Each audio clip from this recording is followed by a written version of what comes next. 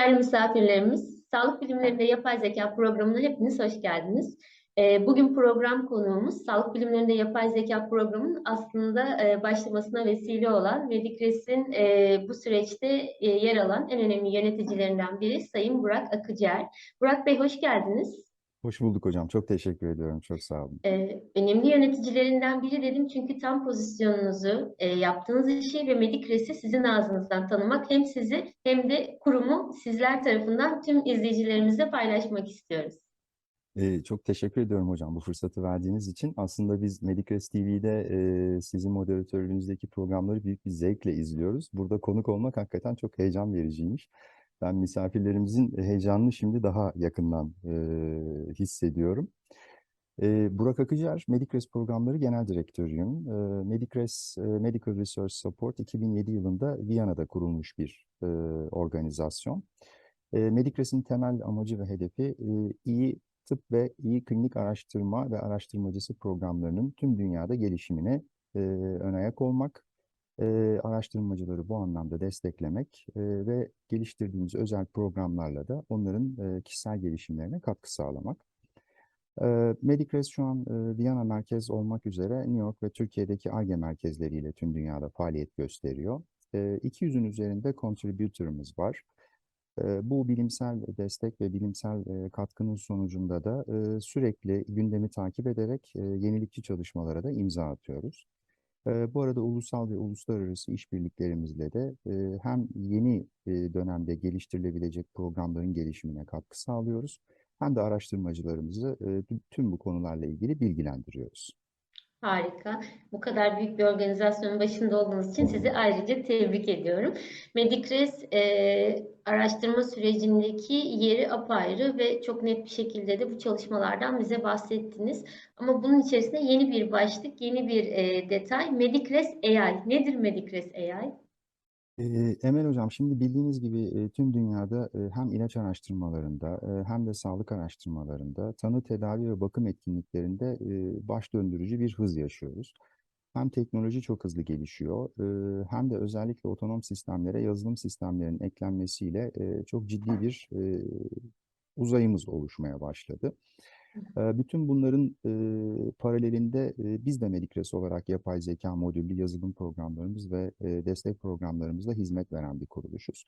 Ama buradaki esas hedefimiz bu yenilikçi çalışmaların regülasyonlarında da biraz daha ilerici programlar, çalışmalar gerçekleştirebilmek, bu regülasyonlarda da yer alabilmek. Medicres AI, Medicres Artificial Intelligence 2 yıldır faaliyette olan bir bölümümüz. Öncelikle dediğim gibi ilaç araştırmalarında, ilaç faz araştırmalarında, medikal süreçlerde bunları takip etmeye başladık. Fakat son dönemde de özellikle yapay zekadaki gelişmelerin baş döndürücü bir hızla ilerlemesi, bizim en önemli bölümlerimizden biri olan etik uygulamaların da devreye girmesiyle beraber aslında hedefimiz ve planımız Medicres AI'da tüm bileşenleri, Artificial Intelligence uzayında yer alan tüm bileşenleri, tüm farklı disiplinleri bir araya getirmek ve bu farklı disiplinlerden ortaya çıkacak sonuçları da 2023 yılında gerçekleşecek kongremizin sonrasında da tüm dünyayla paylaşmak olacak. Aslında çok büyük bir amaçla yola çıkmışsınız ve herkese hedef alan, başında sağlık teması ama sağlık teması ile beraber tüm multidisipliner ekipleri bir araya toplayacağınız büyük bir organizasyondan bahsediyorsunuz. Bu organizasyonun içinde yer almak ayrıca keyif. Çünkü tüm disiplinler yapay zekanın bir parçası ve senkron neler yapabiliriz? Bu konu hepimiz için çok kıymetli. Peki, yapay zekanın bir parçası diyoruz, yapay zekadan bahsediyoruz. Son yıllarda Türkiye'nin gündeminde de çokça oturan bir başlık. Dünya gündeminde uzun yıllardır var olan bir başlık. Nedir bu yapay zeka? Yapay zeka ve sağlıkta Medikres'in rolü nedir? Siz bu konuda ne amaçlıyorsunuz? Nasıl bir rota belirlediniz? Hocam, aslında çıkış noktamız bizim de birebir üzerinden geçtiğimiz adımlarla başladı. Startup formasyonunda yeni gelişen ürünlerin, yeni gelişen fikirlerin, yeni projelerin belli bir süreçten geçmesi gerekiyor. Özellikle yapay zeka destekli olan bazı projelerde bir takım aşamaların zorlukları, zorluk dereceleri, finansman prosedürleri, e, nitelikli eleman bulma süreçleri, fikrin ürüne dönüşmesi süreçlerinde çok ciddi sıkıntıları biz de zaman zaman yaşadık. Aslında Medicres AI'nin kongre süreçlerinde biz bütün bu bileşenleri bir araya getirerek yenilikçi fikirlerin ürüne dönüşmesindeki zorlukların biraz daha ortadan kalkmasını, bu disiplinler arasındaki işbirliğinin artırılmasını, çünkü şöyle bir örnek verebiliriz hocam. Örneğin sağlık alanında özellikle genelde yenilikçi fikirler bu alanda faaliyet gösteren hocalarımızdan, profesyonellerimizden çıkarken bu fikirlerin ürüne dönüşme sürecinde onlara katkı sağlayacak disiplinlerin de biraz konuyla ilgili en azından fikir sahibi olması, en azından bu süreçlerin takibi noktasında kendilerine biraz daha yardımcı olabilecekleri bir süreç oluşturabilirsek, bu farkındalıkları biraz daha üst düzey bir planlamayla oluşturabilirsek, ondan sonra tahmin ediyorum buradaki bütün çalışmalarda elde edilecek sonuçların hızlanmasına, özellikle bu çalışmaların finansal prosedürlerinde daha hızlı etki çarpanları oluşmasına sebep olacağız diye düşünüyoruz.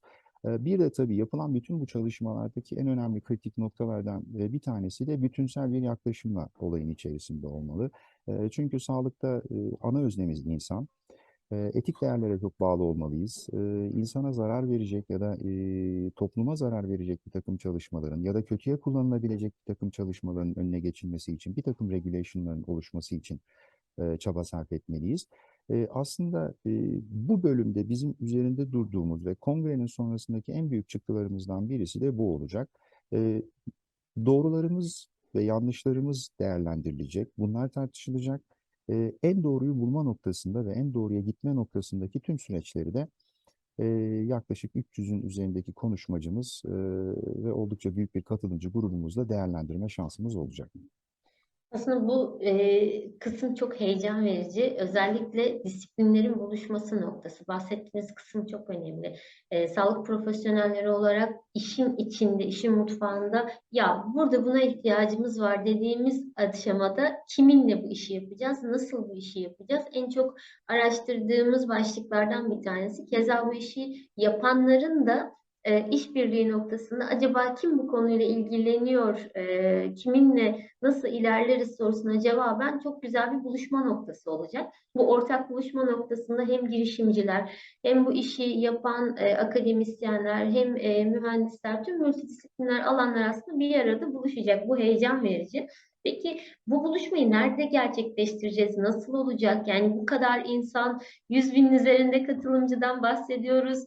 Uzunca bir süreçten bahsediyoruz. 300 konuşmacıdan bahsettik ki oldukça büyük bir rakam. Üstelik 90 ülke temalı. Yani dünyanın her yeri aslında hedefimiz gibi bir süreç. Nasıl olacak? Peki nasıl başaracağız biz bu süreci? Hocam teşekkür ediyorum. En kritik sorulardan bir tanesi bu aslında. Planlamayı şöyle yapıyoruz. 2020 yılından beri Medicres tüm uluslararası organizasyonlarında online prosedürlere geçti. Hı hı. Online prosedürlerden kastımız özellikle uluslararası kongrelerimizin tamamının online süreçlerde hazırlanması ve sunulması. Böylece dünyada daha fazla katılımcıya ve hedef kitlemiz olan tıp ve klinik araştırmacılarımıza ulaşması. O yüzden bu kongrede online olarak sunulacak. Dediğiniz gibi 300'ün üzerinde konuşmacımız var. 90 ülke planlanıyor. Şu ana kadar tahmin ediyorum 60 ülkeye ulaşmış durumdayız. Bu 60 ülkenin üzerine de hızlıca çıkıp 90 ülkeyle Eylül sonuna kadar planlamamızı tamamlayacağız. Misafir hocalarımızın büyük bir çoğunluğu elbette tıp alanındaki hekimlerimiz, hemşirelerimiz, veterinerlerimiz, eczacılarımız olacak. Ancak bunun yanında biraz önce bahsettiğimiz gibi özellikle bu alanda çalışan mühendislerimiz, ara kurumlarımız, yine aynı şekilde farklı ilaç araştırmalarında ve tıp araştırmalarında yer alan biyoteknoloji şirketlerimiz olacağı gibi sonrasında da özellikle bu alanda yine bu alana yatırım yapmak isteyen venture capital'larımız, yatırım şirketlerimiz de bu platformda yer alacaklar. Neden online konusu önemli bir soru. Çünkü aslında amacımız ve hedefimiz bizim burada tartışmanın global ölçekte değerlendirilebilmesi. Ve belki de şu an hiç bilmediğimiz bazı araştırmaların, hiç bilmediğimiz bazı fikirlerin de bu platforma getirilerek burada değerlendirilmesi.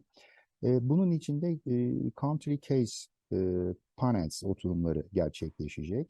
Bunlar bizim için çok değerli. Örneğin Türkiye'de yapılan çalışmaların farklı ülkelerdeki yatırımcılarla buluşması ya da farklı ülkelerdeki politika belirleyicilerle buluşması hem e, Türkiye'nin gelişimine bu anlamda bu faaliyetler açısından gelişimine katkı sağlayacak. Hem de bizim dünyanın diğer ülkelerinde gerçekleşen faaliyetlerle ilgili onların ağzından, birinci ağızdan dinleyeceğimiz bazı case study'ler de bizlere de bu noktada ışık tutacak. Biz bu country case'leri çok önemsiyoruz. İlk başlangıçta temasa geçtiğimizde de çok heyecan verici bir çalışma olarak değerlendirildi. Sonrasında belki değineceğiz kimler olacak kongremizde diye. O noktada o isimleri de paylaşırken bu konuya tekrar değiniriz diye düşünüyorum. Ama esas hedefimiz ve amacımız dediğim gibi bu uluslararası buluşmada hemen hemen her ülkeden bu alanda faaliyet gösteren hekimlerimiz, mühendislerimiz, yazılımcılarımız, araştırmacılarımız bütün bu paydaşları bir araya getirebilmek olacak. O yüzden de online prosedürümüz bize çok katkı sağlayacak diye düşünüyorum. Online prosedürün avantajlarından yararlanacağımız çok geniş çaplı bir katılımın olacağı kongre gerçekleşecek öyleyse. Tüm dijital platformlar dediniz ve Medicres TV dediniz. Dijital platformlar YouTube'da canlı yayınlanacak, Medicres TV'de canlı yayınlanacak ve zaten kongre Medicres AI sayfasında takip edilecek bir akış olacak değil mi bu konuda? Evet hocam. Akışımız herkesin Yani erişebileceği. kesinlikle. Bilimsel programımız sayfamızda deklare edildikten sonra şöyle bir planlama içerisindeyiz. Kongre 6 gün boyunca sürecek. Hı hı. Tüm guest speaker'ların konuşmaları Medicres TV'den ve söylediğiniz gibi Medicres YouTube hesabımızdan ücretsiz bir şekilde izlenebilecek. Yine de kongreye kayıt olmaları için değerli katılımcılarımızın medicres.ai/registration sayfasından kayıtlarını ücretsiz bir şekilde gerçekleştirmelerini önemli rica ediyoruz. Bunun haricinde YouTube kanalımızı takibe alabilirler. Orada Medicres TV çünkü 7/24 canlı yayında. Bu süreçleri tamamladıktan sonra da Medicres tüm değerlendirmeleri ve bilgilendirmeleri sosyal medya ve dijital medya kanallarından sürekli bilgilendirme formatıyla gerçekleştirecek. Çok güzel. Bu kadar büyük bir bilimsel topluluğun içerisinde yer almak heyecan verici. Ee, Tarih olarak tam tarih katılımcılar ne zaman bu sürecin içerisinde yer almak için hazırlıklarını başlasınlar? Tam tarihleri alalım sizden. Bir de kongre, bilimsel çalışma, bu bilimsel çalışmaların yer alacağı, aynı zamanda akademisyenlerimizin de hem sözel bildirileriyle hem de poster bildirileriyle yer alacakları o akışta nasıl bir yol izleyeceğiz? Ne zamana kadar başvuru yapacağız? Hani biraz da bu akademik detaylar ve tarih detaylarından bahsedebilir misiniz bize? Seve seve hocam. Kongrenin iki katılım süreci olacak bilimsel olarak. Bunlardan bir tanesi poster presentation dediğimiz bölümler. Kongrenin abstract kitabında, abstract book'unda özet şeklinde yayınlanacak. Ve oral presentation dediğimiz sözlü sunumlar gerçekleşecek. Bu sözlü sunumlardaki en önemli kritik nokta katılımcılar sözlü sunumlarda kendi sunumlarını kendi dillerinde, ulusal dillerinde yapabilecekler. Hı hı. Daha sonrasında bu sunumlar bizim tarafımızdan edit edilerek 120 dilde altyazıya çevrilecek. Doğal olarak herkesin herkesi anlayabileceği bir platform haline gelecek. Poster ve Oral Presentation submissionlarımız yani son başvuru tarihimiz 31 Aralık 2022. 31 Aralık 2022'ye kadar katılımcılarımız bilimsel formatta başvurularını gerçekleştirebilirler. E, Poster presentation ve oral presentation için çok özel ücretler belirlendi. Bu özel ücretlere web sayfamızdan ulaşabilirler abstract bölümünde. Onun haricinde bütün oturumlar sadece kongreyi dinlemek isteyen katılımcılarımız için ücretsiz gerçekleşecek. Hı Tarih hı. aralığı olarak bu şekilde planlıyoruz. Ocak ayında büyük bir ihtimalle bazı kurs detaylarımız olacak. Kongrenin kursları olacak. Bazı kurslar ücretli, bazı kurslar tüm katılımcılara açık ücretsiz gerçekleşecek. Bu süreçler içerisinde de belli tarihleri de web sayfamızdan bildireceğiz katılımcılarımıza. Ee, Bunun dışında da kongre 6-12 Şubat tarihlerinde Medicres TV'de yayınlanacak. Katılımcılar özellikle oral presentation ve poster submission'larla ilgili sorularını bizlere e-mail aracılığıyla iletebilecekler. Bu e-mailler daha sonra sunum yapan misafir konuşmacılarımız ya da akademik konuşmacılarımız tarafından e, açıklanacak ve Hı hı. kendileriyle e-mail aracılığıyla iletişime geçeceğiz. Harika. Peki kayıt sürecinden biraz bahsedebilir misiniz? Nasıl kaydolacağız? Bunun için izlememiz gereken prosedür nedir?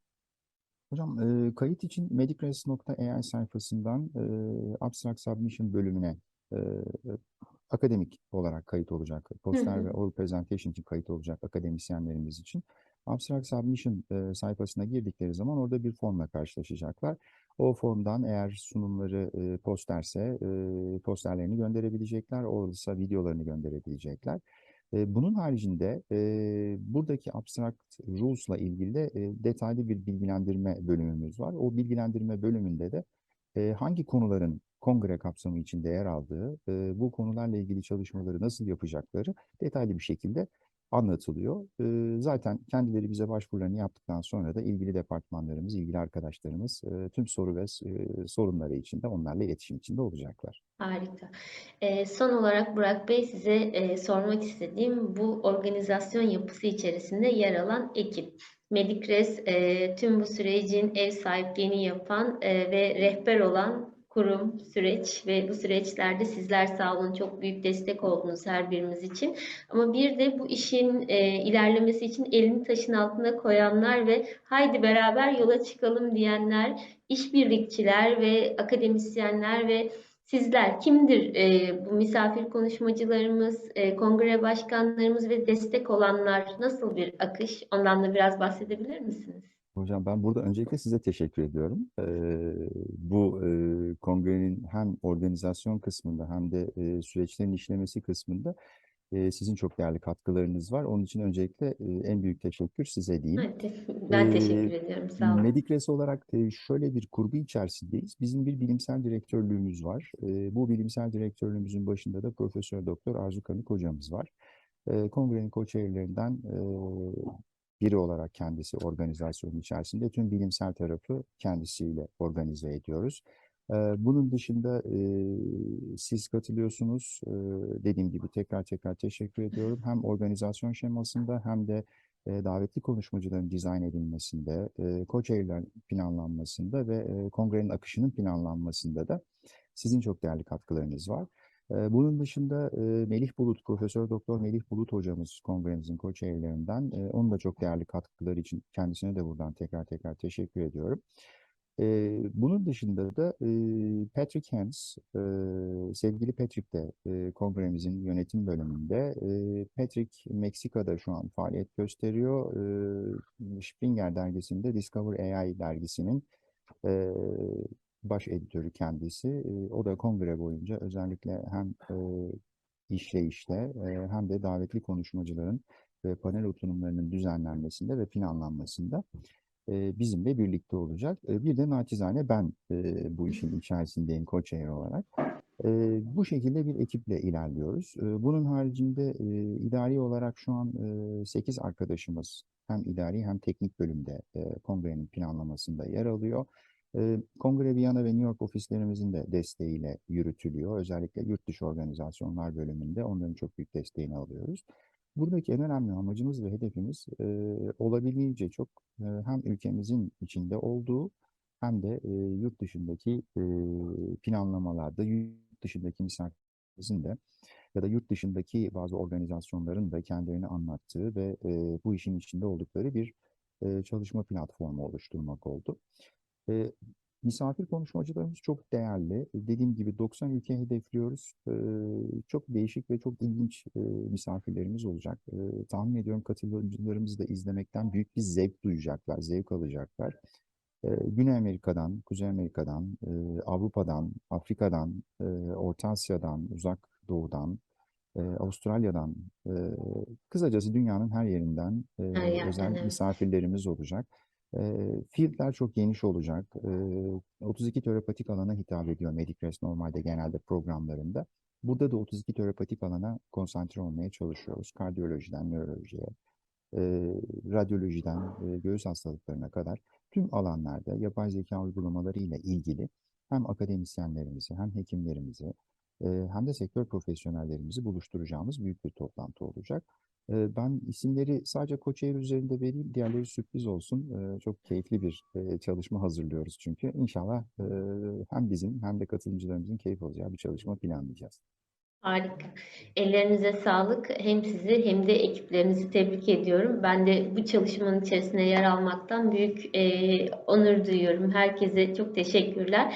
O zaman bu keyifli sohbet ve kongremizin detaylarını aktardığınız için sizlere çok teşekkür ediyorum.